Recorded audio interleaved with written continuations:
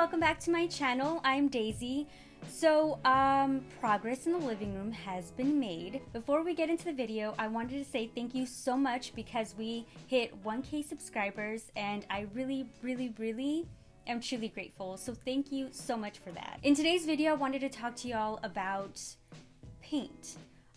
It sounds like a super boring topic, but in reality, if you're planning on doing any updates to your home, whether you rent or you purchase, it's important to take your time if you have it. Now, if you don't, completely understandable. We're put in positions when we are purchasing homes that we need to pretty much be rushed into the progress. But if you do have the time, I strongly urge you to take it, simply because you don't want to make those expensive mistakes. It happens to the best of us, but I'm here to share all of my paint knowledge. Quick disclaimer, I am no pro.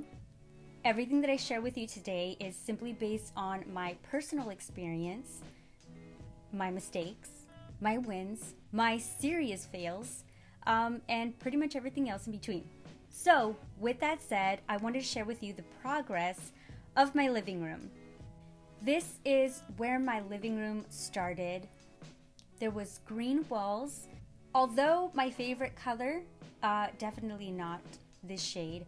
When I did my walkthrough, I chose to focus on the things that I loved, the things that stood out to me. Are you excited to see our new house, Piper? Are you excited? Here we go. Oh my God.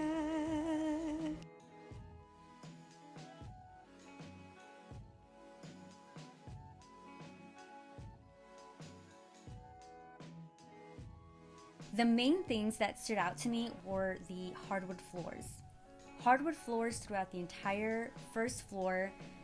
I felt so blessed because hardwood floors can be a serious expense, and that was an expense that I was not going to have to make, which made me so happy. The other thing was this fireplace. I absolutely love this fireplace. In my opinion, it was one of the best features of the living room itself. I wasn't the biggest fan of the tile color, but that's okay. You win some, you lose some, and I'm not really gonna lose too much. At some point, I definitely want to update the tile surrounding the fireplace. When I looked up, I noticed this beautiful crown molding. It has textured ceilings. A couple of years ago, I don't think I would have been a fan of this feature, but now they really don't bother me. I actually like them, believe it or not. Another great thing is this large window. It lets in so much natural light during the day. Most days, I don't even need to turn on my lights because of all of the natural light that comes in through these windows. Everything that was a dislike for me in this room was all cosmetic, and I knew that I would be able to update it as soon as I got the keys to this home. Day one was all about prep. The first thing I did was move my TV stand out of the living room. I then removed all of the outlet covers so that I had a blank surface to work with.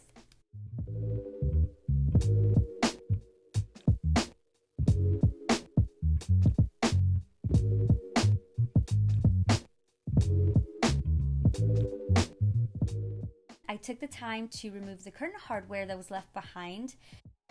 Thankfully, it was just a couple of screws. I didn't have to mess with like wall anchors or anything like that.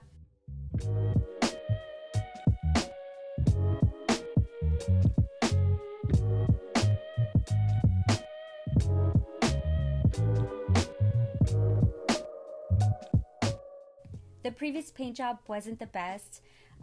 As you can see around the windowsill, they didn't really take the time to caulk around the windows, which isn't at my eye level, so it's not something that I can actually see. I didn't actually notice this until I got on my ladder to take a look at it. When it came to the crown molding, the exact same thing happened up here. There was nothing done to professional standards, if you will. But that's okay, because I'm gonna be taking my time to fix it and make it just the way that I want it. Okay, now sanding. Let's talk about the sand blocks I used. I have a series here that I brought. I personally go with a 3M brand for my sanders. This one here is a medium stiff sand block. Then I also have another one here. And then this one's still in the packaging. I haven't used it. This one's more of a smoother one. So this is a fine grit. It's important to find the proper sand block or sandpaper that's going to work for your walls, depending on the texture. I promise you though, you do not have to do too much research. When all else fails, go with a medium stiff and then find yourself a fine sand block. Okay? Promise you, it'll work. The next step here was to fill in all of the holes. To do that, I used some Drydex, and yes, this is the big bucket. They also sell them in smaller buckets. This here is a wood filler, but for a completely separate project, but I just wanted to show you the size difference. You can go with a small one if all you have to patch is like small holes or maybe one bigger medium-sized hole. The reason that I love Drydex is because it goes on the color pink and then it dries white. Once it dries white, then you know that it's ready to sand smooth. If it's still pink or semi-pink, then that means it's not ready. So something like this, especially if you're new, it's really good. It's super useful and helpful for you to know exactly when your walls are ready to be sanded smooth. If you are going to be getting yourself into an entire home reno or an entire home painting project, I'm recommending to you guys, strongly recommending, that you go ahead and get yourself a large bucket. This bucket will definitely last you a while, so long as you store it properly according to the instructions on the back. I applied it using these spackle brushes. They're not brushes, they're spackles or knives or putty knives. Jeez, I have a series of different sizes because every project is going to require its own size. A medium-sized one will work best if you don't want to buy multiples, but just over the course of time, I've managed to collect different sizes. Again, you don't need to purchase all three, but I just wanted to show y'all the different options that you might have while you're out shopping. As you can see, I had so many holes to fill. I think that the previous owners of this home maybe installed a gallery wall or something like that. And then I also noticed a lot of bumps on the wall, like furniture was maybe bumping up against the walls and creating some scratch marks, scuff marks, and even dents. So I took the time to fill those in as well. Okay, now this one is a little bit difficult to explain, but when your home gets built, it needs time to settle. And settling is when your home kind of does that. It settles into place over the course of a year, years, decades. And what happens when your home starts to settle, your drywall starts to shift. When this happens, your drywall nails kind of poke out a little bit because there's a little bit of movement and they'll poke out. So if you ever see these round little things on your drywall, as you see right here, that's more than likely a drywall stud.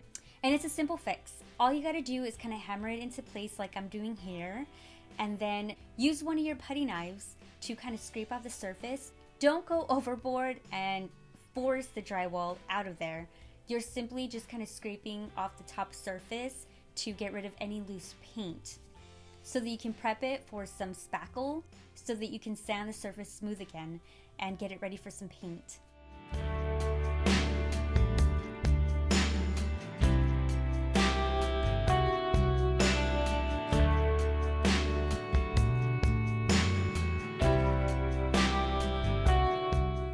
While I let all of this spackle dry, I figured it would be a really good time to fill in all of the gaps around my baseboards and my crown molding. Before you move on to this step, make sure that you take the time to wipe down your baseboards. Clean them. If you got to, get some warm soapy water and then take a rag to them. I grabbed a microfiber cloth and just quickly wiped everything down before I proceeded to this step. Right here, I'm filling in the gaps in the crown molding with some caulking. It's important to get a paintable caulking if you're planning on painting. I personally like the DAP products. This is an all-purpose latex caulk with some silicone. It is paintable after 30 minutes of application, so this is a super good time-saving product. To apply the caulking, you'll need a standard caulk gun. I also have a cup of water and a rag by my side because these two items are very helpful during the application of the caulking. What you're going to do is apply a bead of caulking right at the gap between the trim or the crown molding and the drywall. You'll then dip your finger into the water and then wipe off all of the excess caulking, clean your hand on your rag, and then pretty much repeat the entire step until you're done. While the caulking dried, I took the time to sand every single hole I'd filled. My goodness, it took me such a long time, and then by the end of it, I kind of got to see what my hair would look like if, not if, but when it turns gray. Now the walls are prepped and ready for paint. This is my favorite part. Going with a cheap paint after all of that hard work you just put into it, it's not really the best bet. Believe me, I know. I've gone to a random store and picked up the cheapest paint because it was cheap and I wanted to be on a budget, and just don't do it. You can purchase a good quality paint at any hardware store. I opted to go with the color White Flower by Sherwin Williams. Oh, it's such a beautiful, beautiful color. It's got like a pink undertone. It really depends on what angle and what time of day that it is. It's just such a beautiful color, and I'm so glad that I went with this color in my living room.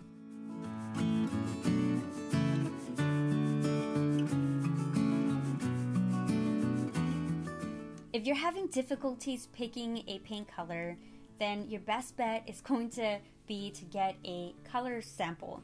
You can get the color swatches, like the paper color swatches at the paint store, but it's definitely different once you paint an area on your wall. You have to give it a couple of days to figure out which one it is that you want to actually live with. As I mentioned before, I prefer to start my painting with what's called cutting, and this is basically just painting around the edges of the outlet covers, your trim, your molding, in my case the fireplace, and even on the sides and corners of every single wall. This is called a handy paint cup. It's a good buy. I don't think you'd be wasting your money. You can pour the paint in here directly. I don't do that, not anymore, because it's not really the best. The paint sticks to it like, you know, like it loves it. Another feature of this little bucket is that it comes with a magnetic little strip here. If you're climbing up and down the ladder and you need a place to put your paintbrush, just put it back in here. It works through the plastic little cups that you can buy, the refillable ones, as well as the grocery bags. Okay, now let's talk about paint supplies, paintbrushes and paint rollers and all that stuff. I am personally a huge fan of the Purdy brand. I'm a pretty girl. The Purdy brushes are my personal favorite brand. This is not sponsored. I'm just simply sharing with you all of my actual favorite products. These became my favorite paintbrushes back in like 2009, I think, when I purchased my first home and started all of the painting.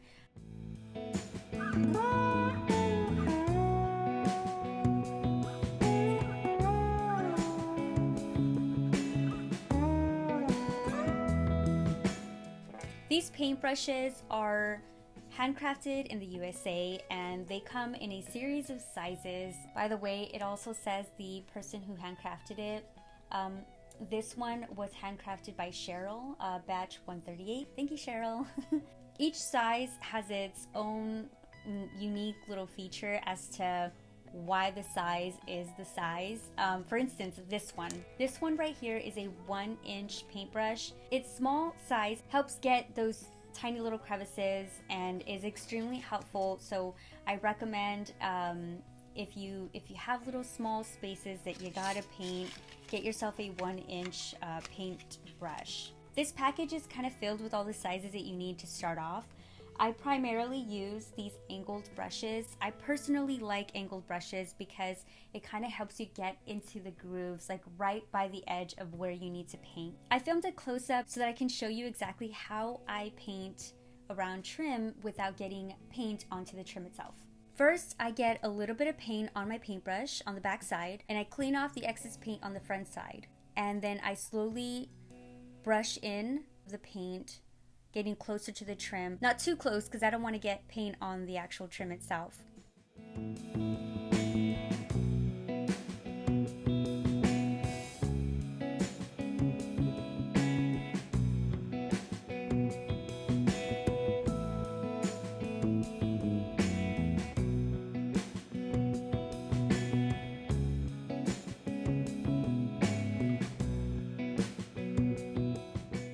Another really great investment is a canvas drop cloth. The canvas drop cloths come in handy because we are not all clean painters. I managed to get paint in my hair, in my hands, on my clothes. So I went out and purchased a canvas drop cloth. I have my own painter's clothes, and I always tie back my hair when I'm painting because I personally get it everywhere.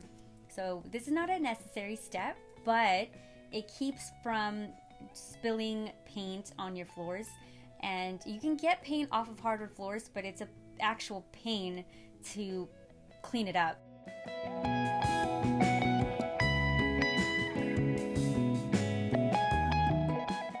The only times that I need to pull out my ladder is whenever I'm painting around the edges of the trim and the walls and the baseboards and stuff like that. But otherwise, I use my pole extenders so that I can get to those high areas. This is probably one of the most useful and practical things that I've been able to purchase during this entire painting journey.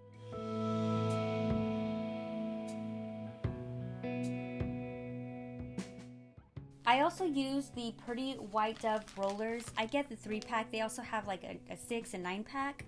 I have a lot of these left, and I'm glad that they sell them in such larger packs because you can get a better deal when you buy them in a bulk. Now, I did buy them in bulk simply because I have an entire house that I'm slowly painting. But one thing about this brand is that they offer the opportunity to reuse your rollers. Like this one, for instance, I've already used it twice and I took the time to clean it after I used it.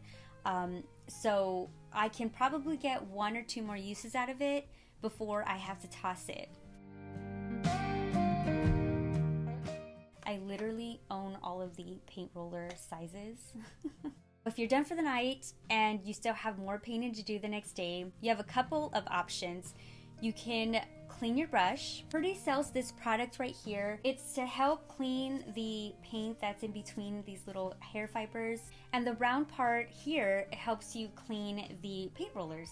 So this is a really good tool. This definitely saved me time and money. The other option that's out there is not an actual paint product. Now I can tell you where to find it. It's probably already in your home. Go to your kitchen. Yep. Look in your paper drawer or in your storage drawer. Yep, there. And pull out your cling wrap. That was corny, but you know, whatever. I don't buy the bags that they sell to store paintbrushes because this works like a charm.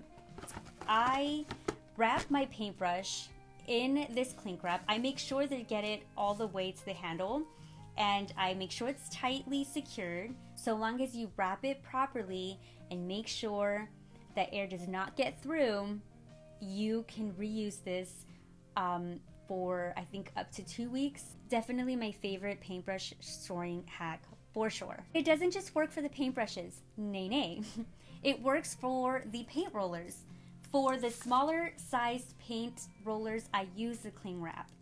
It's wrapped beautifully. No air is gonna get through. Refrigerator's gonna keep it stored in the proper temperatures it needs. For the larger paint roller, I use a grocery store bag. Works like a charm. You don't have to waste your money purchasing any specific paint related like storage, because you can just kind of use the things that you have in your home. But ever since I found that hack, I've been using it and it's been working like a charm for me, and I'm definitely not going to be going back. Day 2, I focused on a second coat for everything.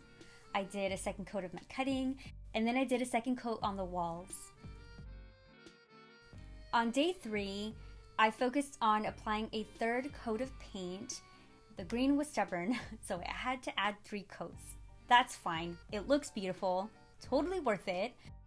I then went on to prepping the baseboards for paint. Now, during this step, I actually use painter's tape. Here's why. Because for whatever reason, I am not a clean painter when it comes to baseboards. I can't do it. I cannot keep the paint off the quarter round, which is the wooden piece that's in front of the baseboard. I can't ever keep paint off of that. When it came to the baseboards, I opted to go with the exact same color as a drywall, except I chose to go with a satin sheen as opposed to an eggshell. It sounds counterintuitive to do the exact same color for both. However, the subtle change in sheen just completely elevates the look.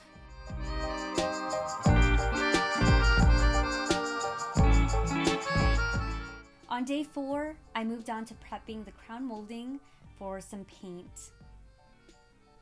As you can see here, I am removing the Scotch blue tape and swapping it out with the frog painter's tape. And that was because I didn't like the results after removing the tape from the baseboards after I'd painted. It just wasn't a clean line. So I opted to forego the blue Scotch paint tape and replace it all with the green frog tape. And I'm really glad that I did. Although it is a white on white and you know, you can't totally see on camera, I can see. And it matters to me. Here you're seeing me fill in a gap between 2 pieces of crown molding that were joined together. If applied correctly, you'll make it look like just one solid piece as opposed to a bunch of little chopped pieces, which is what's actually done with crown molding, but we don't want it to look like that.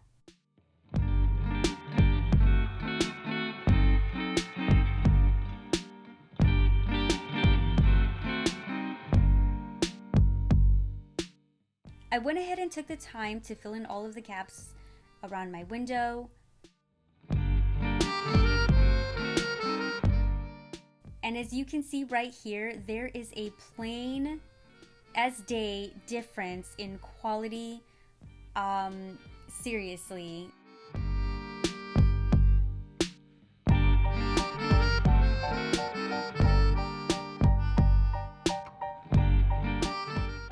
As you can see here, the gaps are closed. It looks clean.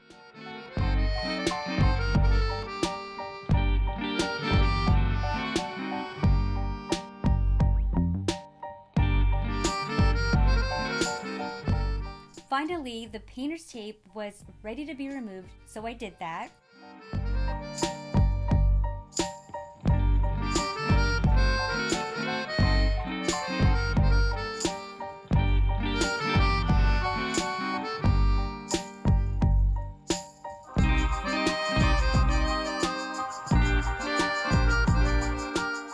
The last couple of steps were to reinstall all of the outlet covers I'd previously removed.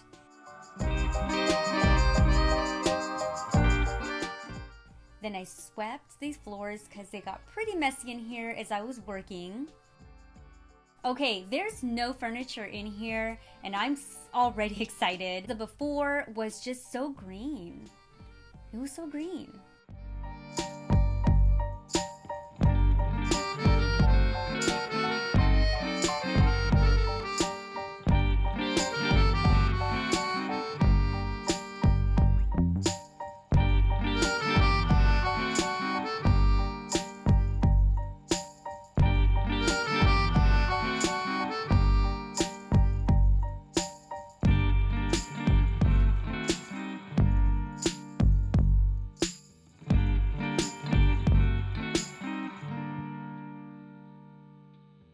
I really hope that y'all enjoyed today's video and all of the tips that I shared with you today. Don't forget to like this video, subscribe, because next week I will be sharing with y'all the fireplace project. Yeah, the fireplace project is literally happening next week, and I cannot wait to share that with you. And I will see y'all in the next video. Bye!